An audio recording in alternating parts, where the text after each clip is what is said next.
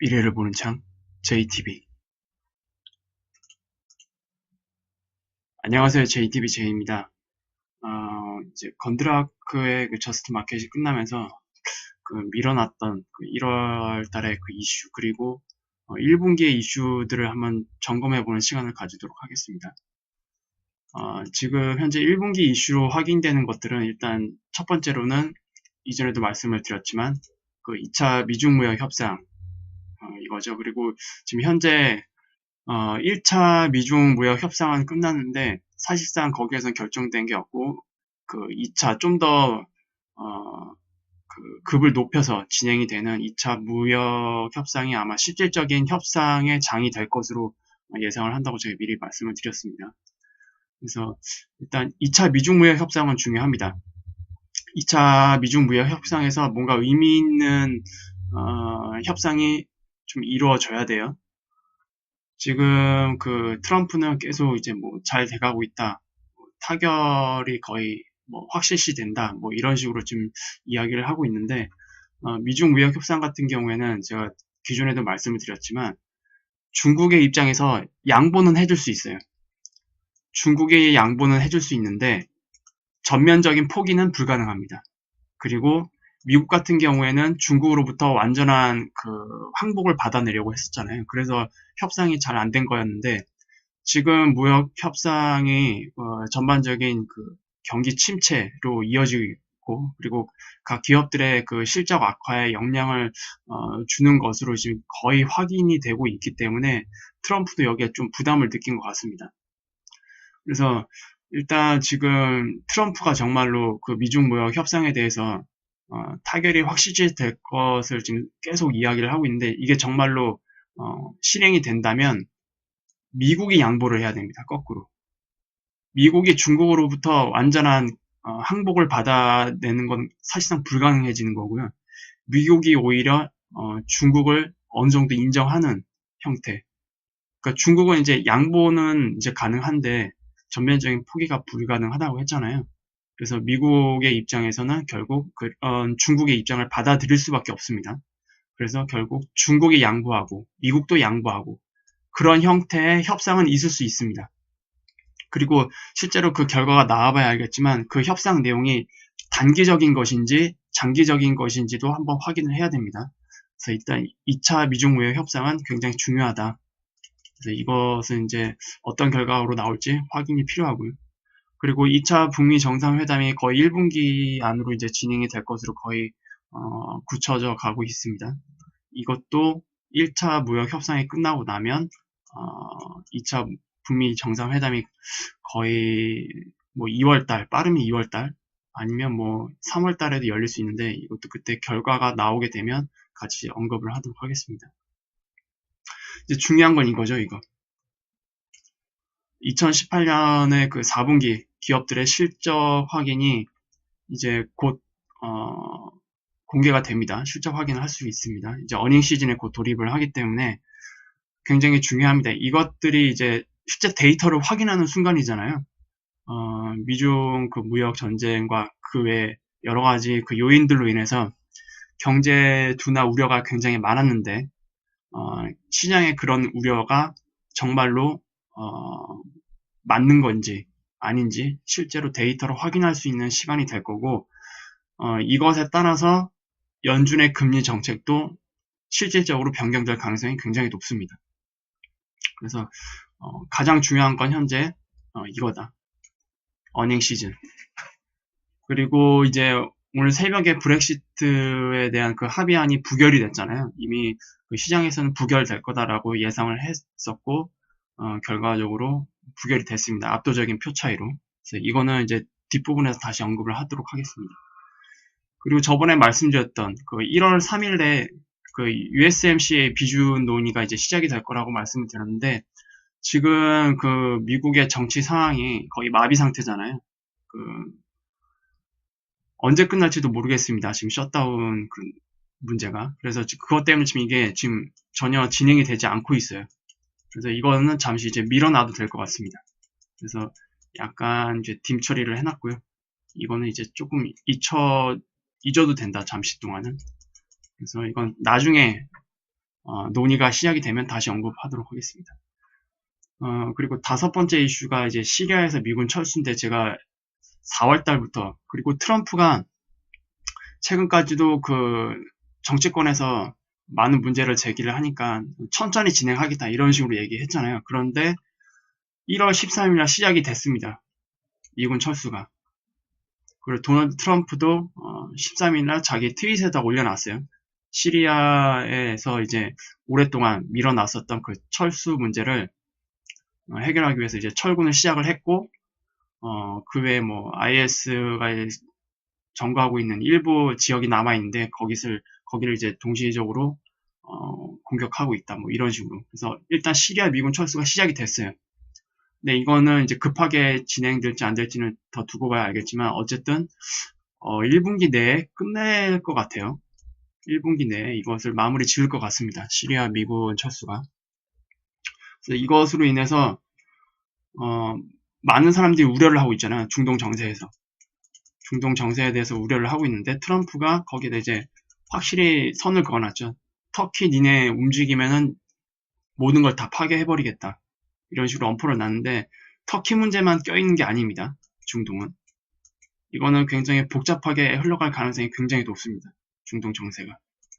그래서 2분기부터 중동 정세가 어떻게 변할지 좀 초점을 맞춰야 될 것 같습니다. 그래서 지금 1분기 이슈 확인을 대체적으로 확인을 해보면 가장 중요한 거는 2018년 4분기 실적 확인이 될 것 같습니다. 그리고 두 번째는 2차 무역 협상이 되겠죠. 그래서 이 정도를 조금 요약을 해볼 수 있고 브렉시트 그 합의안 부결에 대해서 잠시 이제 이야기를 해보도록 하겠습니다. 일단 브렉시트 합의안 부결이 됐기 때문에 정부 불신임안 표결이 이제 진행이 됩니다.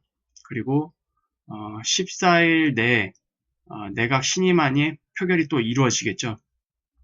그래서 이것들이 만약에 다 이런 식으로 흐르게 된다면 결국 조기 총선으로 이제 이어질 수밖에 없습니다. 근데 반대로 정부 불신임안 표결해서 그냥 일단 현재 정부에 대해서는 신임을 하겠다. 이제 그러한 이제 결과로 이어지게 되면은 메이 총리 같은 경우는 플랜 B 합의안을 준비를 해야 돼요. 그래서 플랜 B 합의안이 뭐 어떻게 될지 모르겠지만 어쨌든 전반적으로 브렉시트는 거의 확정적인 것 같습니다. 뭐 일부 언론에서는 이후에 남아 있을 가능성이 더 높아지는 거 아니냐라고 하고 얘기가 나오고 있는데 그럴 가능성이 아직까지도 굉장히 낮습니다. 그리고 뭐 제2국민투표도 할 수 있는 거 아니냐 하는데 이 가능성도 굉장히 희박합니다. 제2국민투표를 하게 되는 거는 정치적으로 굉장히 큰 리스크를 이제 부담할 수밖에 없습니다. 그리고 이러한 국민투표로 인해서 영국 내부의 그런 갈등이 더 심해질 수가 있어요. 국민들 사이에서. 그래서 이거를 또 다시 하기에는 굉장히 큰 무리수가 따르고 실제적으로 이걸 하기에는 굉장한 큰 결단이 필요한데 지금 영국의 정치권에서는 이것에 대한 거는 거의 뭐 배제하고 있는 것 같습니다. 그래서 결과적으로 일단 1차적으로 정부 불신임안 표결이 오늘 진행이 될 거거든요. 그래서 내일 확인을 할 수 있을 텐데 만약에 신임을 하겠다 그러면 일단 메이 총리는 비합의안을 준비할 거고요. 현재 그 정부를 신임하지 않겠다 하면은 14일 내에 새로운 내각 신임안에 표결이 붙여지게 됩니다. 굉장히 지금 더 복잡해졌죠. 영국 입장에서는.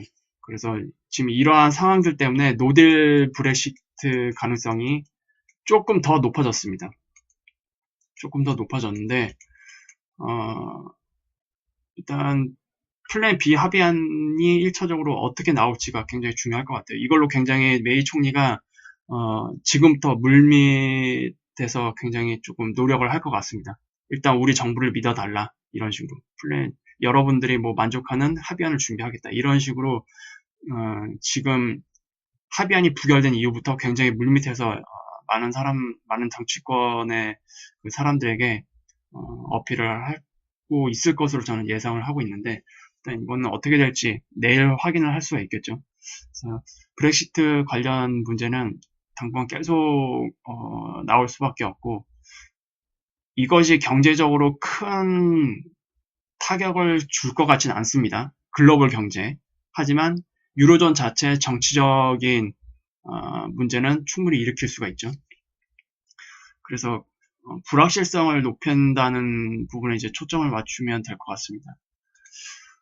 그리고 이제 조금 이제 지표나 이제 환율 시장을 좀 체크를 해볼게요. 일단 유로와 달러입니다. 장기적인 흐름은 지금 이런 형태예요. 유로존이 이제 생기고 나서부터 그 유로와 달러의 그 FX는 이런 식으로 두 번의 추세가 이렇게 만들어졌습니다. 하락 추세가. 그리고 지금 상태에서는 딱히 뭐 위로 크게 움직일 것 같지는 않습니다. 지금 상태에서. 일단 지금 여기까지도 밑으로 내려올 수 있는 여지가 충분히 지금 여유가 있고요. 그리고 지금 그 바닥에서, 최근 바닥에서 있었던 이 상승이었잖아요. 이 상승이 과연 위로 갈 상승인지 아닌지를 조금 다시 한번 체크해 볼 필요가 있는데, 지금 가능성은 그렇게 높지 않을 것 같아요. 그리고 ECB에서 금융에 대한 그 완화책이 필요하다라고 지금 어필을 하고 있거든요. 그래서 지금 부양책을 또 고려를 하고 있습니다. 특히 2019년에는 유로존에 있는 대형 은행들 있잖아요. 대형 은행들 그 구제 금융 문제, 이 문제가 논의될 가능성이 굉장히 큽니다. 지금 양적 완화가 끝났잖아요. 더 이상 유동성을 투입할 수 없기 때문에 어떤 형태로든 2019년부터는 영향이 미칠 수밖에 없거든요. 그래서 지금 ECB에서 가장 큰 문제는 대형은행 문제, 대형은행이 가지고 있는 부채 문제들, 그리고 이제 각국의 그 긴축으로 인해서 국민들이 반발을 할 수 있는 정치적인 그 혼란을 일으킬 수 있는 문제, 크게 그 두 가지로 요약을 할 수 있을 것 같습니다. 그래서 결국 그 두 가지를 모두 해결하려면 부양책 할 수밖에 없어요. 그래서 결국 이거는 하방이지 않느냐, 장기적인 흐름으로 봤을 때. 그리고 이제 단기적인 흐름을 볼게요. 제 방송을 오래 보신 분은 아시겠지만 제가 16번 방송, 그러니까 작년 8월이거든요. 작년 8월에 유로와 그 달러 그 환율을 체크를 해드리면서 결국 이 라인까지는 한번 올 거다. 이 부분까지. 수치로 보면 1.1180 이 부분이거든요. 이 부분까지는 한번 올 거다. 작년 8월에 제가 한번 언급을 해드렸는데 결국 이 라인까지 왔습니다. 이 부분까지 한번 왔고 거기서 소폭 반등이 진행이 되고 있는데 반등 모양이 썩 그렇게 깨끗하지 못합니다. 깨끗하지 못하기 때문에 이건 결국 하방으로 가기 위한 또 다른 또 셋업의 형태로 나오고 있어요. 일단 그 단기 고점에서 내려온 그 하락 파동을 보면은 이렇게 1차 이렇게 하락이 내려왔고 N자 반등에 이어서 3파가 연장 파동으로 나왔습니다. 하락 3파가 이런 식으로, 그리고 4파는 삼각 파동이 이어지고 이런 식으로 3파가 연장 파동으로 세밀하게 나왔고요. 그래서 지금 전반적인 큰 하락 파동을 카운트를 하게 되면은 이런 식으로 진행이 되겠죠. 그리고 마지막 그 하락 파동은 이런 식으로 오버랩이 발생이 됐습니다. 그래서 엔딩 다이어건의 파동이 이제 막판 이 단기 하락 파동이 마무리 짓는, 그래서 지금 상태로는 결과적으로 이 하락에 대한 반등이 나와야 되거든요. 그래서 지금 이 파동을 보면은 굉장히 지저분하게 나오고 있기 때문에 강력한 반등은 없을 것 같다 라고 이제 예상을 해볼 수가 있습니다. 그리고 이 반등이 뭐 어디서 끝날지 모르겠지만 그 끝난 후에 다시 하방을 봐야 될 가능성이 굉장히 큽니다. 그래서 생각보다 1차 하락 자체가 그 상승에 대한 그 61.8%까지 깊게 내려왔기 때문에 그 다음 하락도 굉장히 조금 깊어질 것 같습니다. 잘하면 이 저점을 깰 수도 있는데 저점을 깨게 되면은 이 장기 흐름에서 이 하단까지도 열어둬야 될 가능성이 굉장히 큽니다. 일단 이건 이제 유로화 입장에서만 본 거고요. 달러와도 같이 약세가 진행이 되면은 여기까지는 내려오진 않겠죠. 달러 약세가 같이 진행이 된다면. 그래서 이거는 유로존의 문제만 볼 것이 아니라 그 미국의 통화 정책도 같이 고려를 해서 체크를 해봐야 될 것 같습니다. 그래서 일단 여기서는 오파동이 나왔기 때문에 만약에 이것이 복합적으로 해석이 된다면 달러 약세가 같이 동시에 진행이 된다. 그러면은 이 정도에서 조정을 마무리 지을 수 있지 않을까. 이 저점을 깨지 않고. 그러면 이것을 돌파해 볼 수 있는 그런 흐름이 나올 수도 있습니다. 이걸 돌파하게 된다는 얘기는 달러에 커다란 악재가 생긴다는 얘기죠. 그래서 엄청난 달러의 그 절하가 이루어지게 되면은 이것을 크게 돌파하는 모습이 나올 수도 있습니다. 이거는 뭐 장기적인 흐름이니까 나중에 한번 지켜보도록 할게요. 그리고 이제 중국이죠. 이제 달러와 그 위안에 대한 그 환율인데 기존의 밴드가 지금 여기서 계속 진행이 되고 있다가 이것을 깼습니다. 깼어요. 그리고 여기서 올라오던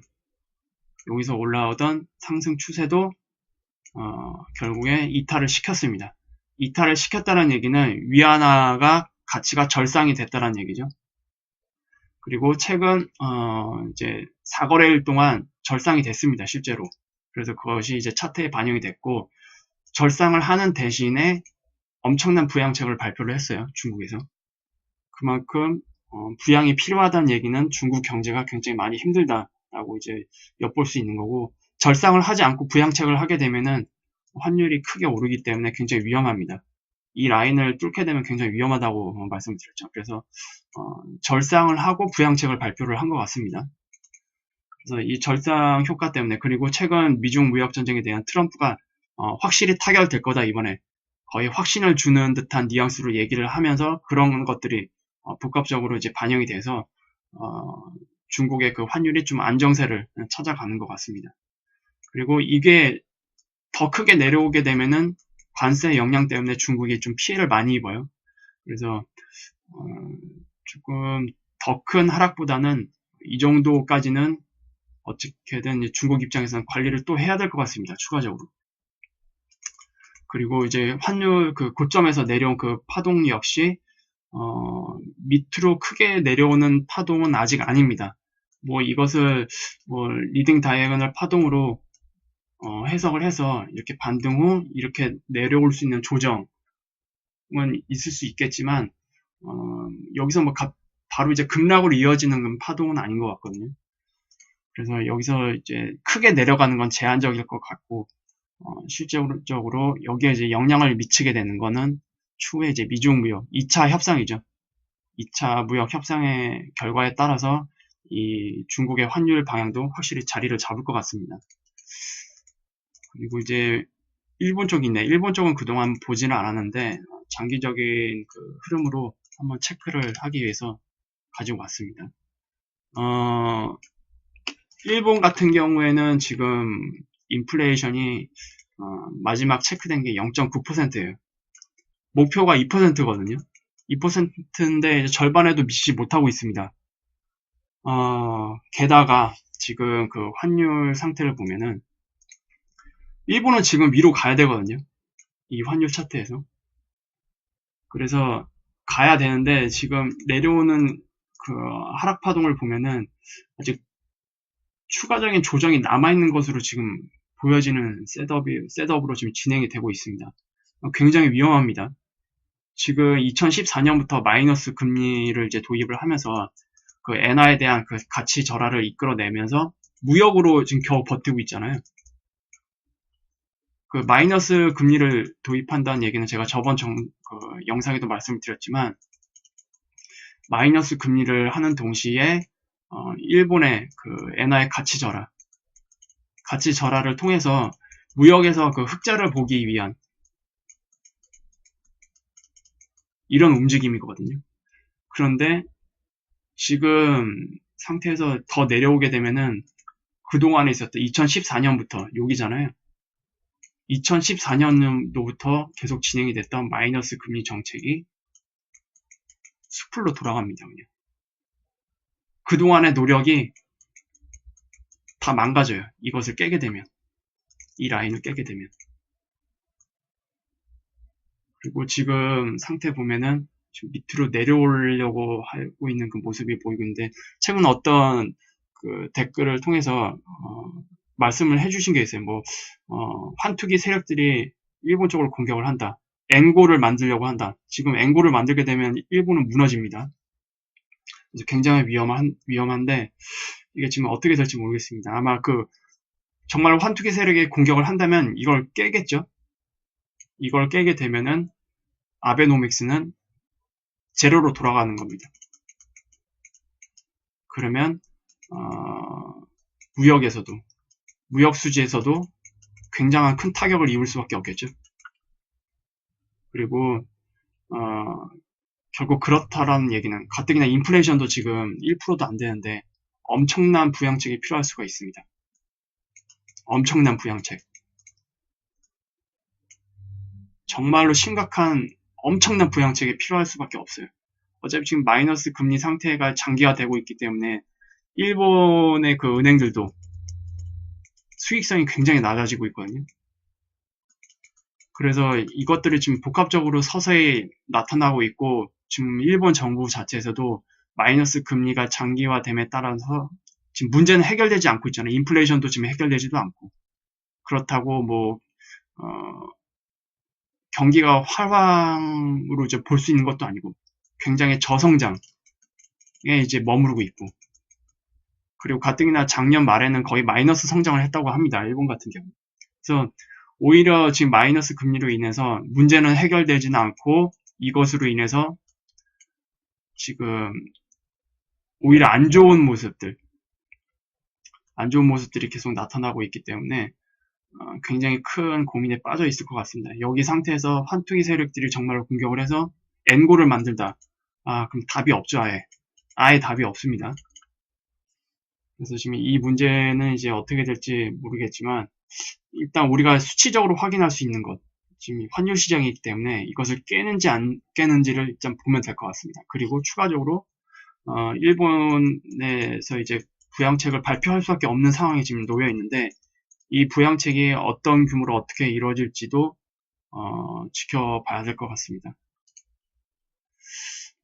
그리고 이제 추가적으로 주식시장을 한번 볼게요. 지금 이거는 미국 선물시장입니다. 미국 선물시장인데, 단기적으로 여기서 올라왔던 그 반등 추세 있잖아요. 반등 추세를 지금 살짝 이탈을 했다가 다시 올려놨어요. 그런데 지금 이제 아슬아슬해지죠. 서서히 움직임이. 여기서 이렇게 탁 튀어오르는 모습을 보여줘야 되는데 그런 모습은 없고, 지금 굉장히 이 라인을 아슬아슬하게 타고 등반을 하고 있습니다. 그 일봉상에서도 이제 볼 수 있는데, 요 추세거든요. 여기서 올라오는 요 추세. 지금 굉장히 지금 아슬아슬하게 지금 타고 올라가고 있죠. 그리고 전체 고점 대비 그 반등 라인도 이 라인에 굉장히 큰 저항이 있습니다. 두 개의 저항이 있어요. 여기서 내려오는 그 반등에 대한, 그리고 최고점에서 내려온 이 반등에 대한 이 두 개의 그 저항 라인이 겹쳐진 이 라인. 이 라인에서 저항을 맞을 가능성이 굉장히 큽니다. 그리고 이 라인을 뚫는다고 해도 여기에는 더 큰 추세 저항이 있죠. 근데 여기까지 올라오기는 굉장히 좀 버거워 보여요. 지금 움직임을 보면. 그리고 얼추 여기서 올라왔던 거, 이건 분봉에 다시 볼게요. 얼추 여기서 올라왔던 이것이 가격적으로 보면은 거의 이 정도 수준이거든요. 이 정도 수준. 그래서 수치적으로 봤을 때 2630 내외, 거기가 가장 큰 저항이 될 것으로 보여집니다. 지금 상태에서. 그리고 만약에 거기서 저항을 맞고 이 반등 추세를 이탈을 하게 된다면, 그거는 어닝 시즌에서 많은 충격이 나오게 되면 그렇게 실제적으로 이어질 가능성이 굉장히 높습니다. 그래서 제가 처음에도 언급해드렸듯이 이 어닝 시즌의 실적들이 어떤 식으로 발표가 되는지를 잘 지켜봐야 될 것 같습니다. 그리고 두 번째로 이제 금 차트를 또 다시 한번 볼게요. 금 차트 같은 경우에는 지금 여기서 올라오는 그 단기 추세를 계속 깨지 않고 유지를 하고 있습니다. 이것을 깨지 않고 유지만 해도 흐름은 굉장히 양호하다고 말씀을 드렸죠. 그리고 지금 보면은 저희 수렴을 만들고 있습니다. 수렴을 만들고 있는데 이렇게 올라가다가 수렴을 만드는 경우에는 대체적으로 한번 고점을 더 올립니다. 그러니까 100%가 아니고 대부분 이런 경향이 높습니다. 왜냐하면 그 엘리어트 파동에서 4파 특성이 횡보거든요. 삼각수렴. 그래서 거의 보통 내려오는 하락 파동에서 수렴이 일어난다. 그러면 한 번 더 낮춥니다. 반대로 올라가다가 4파에서 수렴이 나타난다. 그러면 한 번 더 올립니다. 평균적으로 그러한 경향이 굉장히 많습니다. 그리고 이건 엘리어트 파동의 4파 특성과도 부합을 합니다. 결과적으로 지금 이렇게 수렴을 만들고 있는데 어닝 시즌 때문에 어닝 쇼크로 이어져서 주식시장이 하락을 하게 되고 그렇게 되면은 이것은 올라갈 수밖에 없겠죠. 그래서 그러한 움직임을 우리가 또 예측을 해볼 수가 있습니다. 차트를 통해서. 그래서 전반적으로 지금 주식시장과 금융시장의 흐름, 환율시장의 흐름은 이렇다라고 제가 말씀을 드리고 싶고요. 이제 옐런 전 그 연준 의장이죠. 옐런 전 의장이 며칠 전에 이러한 얘기를 했어요. 연준은 이미 마지막 금리 인상을 단행했을 수도 있다. 그러니까 12월에 그 금리 인상이 금리 인상 사이클의 마지막일 수도 있다라는 발언을 했어요. 그래서 그 내용을 보면은 14일 그 CNBC에 따르면 옐런 의장은 뉴욕 소매업 모임 행사에서 연준이 이번 금리 인상 주기의 끝에 이미 도달했을 수도 있다라고 언급을 했습니다. 그래서 전제 조건이 있어요. 전제 조건. 전제 조건은 글로벌 경제 그 하락이 수치로 이제 곧 확인된다라는 그런 가정이 있습니다.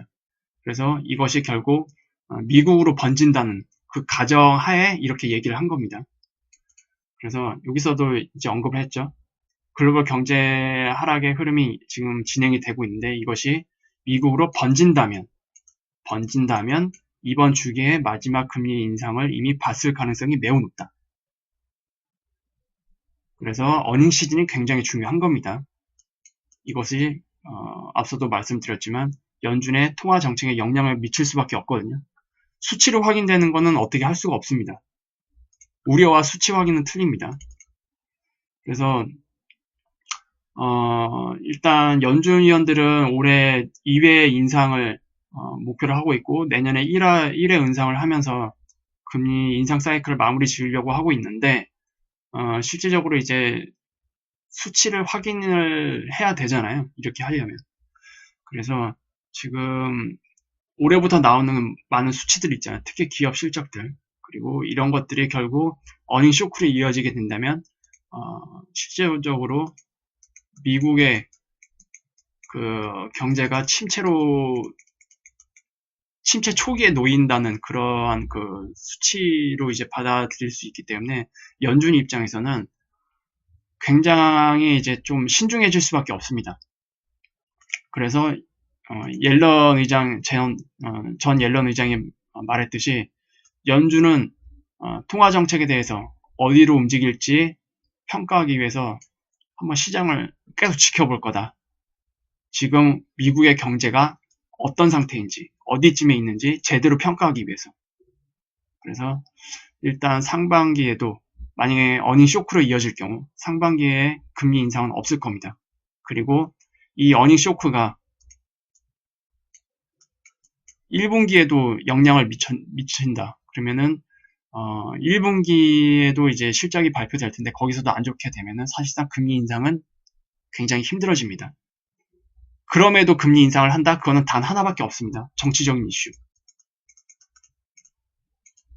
모든 금융의 그 흐름을 무시하고 달러 방어 있잖아요. 달러 방어. 달러 방어를 하기 위한 금리 인상밖에 없는데 이거는 실질적으로 지금 상태에서 힘들 것 같아요. 지금 트럼프가 벼르고 있습니다. 트럼프가 벼르고 있는데, 트럼프가 지금 뭐 다른 루트를 통해서 이제 들려오는 걸 보면은 지금 현재 그 연준의 통화 정책에 대해서 개입을 하기 위해서 굉장히 큰 압박을 가하고 있고, 그리고 정치적으로도 그러한 영향력을 가지기 위해서 좀 노력하고 있는 걸로 지금 나타나고 있거든요. 그래서 이런 것들이 좀 어떤 식으로 영향을 미칠지 모르겠지만, 결국 미국의 그 금리 인상이 이런 어닝 시즌이 1분기까지 이어지게 될 경우 사실상 힘들다, 금리 인상은. 그리고 이런 것들은 다 주가 하락, 시장 하락으로 분명히 연결될 수밖에 없는데, 그렇게 되면 건드라크의 그 최근 또 인터뷰에서 얘기했듯이 주가 하락에 큰 영향을 미칠 수밖에 없습니다. 시장이 전반적으로 크게 하락을 하게 되고 2019년 하반기, 그러니까 3분기는 아니겠죠. 2019년 거의 말미에 리세션이 발생을 할 수가 있습니다. 그렇게 되면은 연준이 정책적으로 개입을 할 수밖에 없겠죠. 그건 최악의 사태일 경우에 그렇게 가게 될 수도 있습니다. 그래서 옐런 전 의장이 또 얘기를 했지만 지금 금리 인상을 더 이상 하지 못하게 될 가능성이 굉장히 높다라고 그냥 보고 있거든요. 그리고 시장에서도 이미 그렇게 보고 있죠. 그래서 우리는 지금 이제 이걸 확인을 해야 됩니다. 당장. 아마 이번 주 이제 슬슬 시작이 될 거예요. 실적 발표가. 그리고 다음 주까지 계속 이어질 텐데, 이거는 우리나라도 중요합니다. 우리나라 실적 발표도 어떤 식으로 나오는지. 그렇게 되면 우리나라 역시 심각한 경기 침체에 신호탄이 되느냐 마느냐, 이거를 좀 가늠할 수 있을 것 같습니다. 지금 최근 뉴스들 보면은 희망퇴직 얘기 나오고 있거든요. 희망퇴직.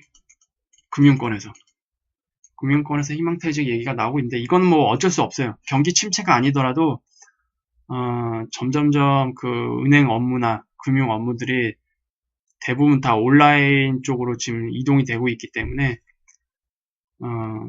이렇게 많은 인력이 필요하지 않습니다.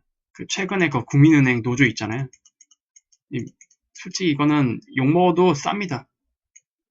국민은행에서 그 노조들이 계속 파업을 한번 했었던 적이 있었잖아요. 지금 시국이 지금 어느 때인데 지금 파업을 하고 있습니까? 국민들 힘든데. 그리고 은행 업무에 전혀 영향을 미치지 않았죠. 이 노조들이 파업을 했는데도 불구하고. 그렇다는 거는 잉여 인력이 굉장히 많다, 금융권에 지금.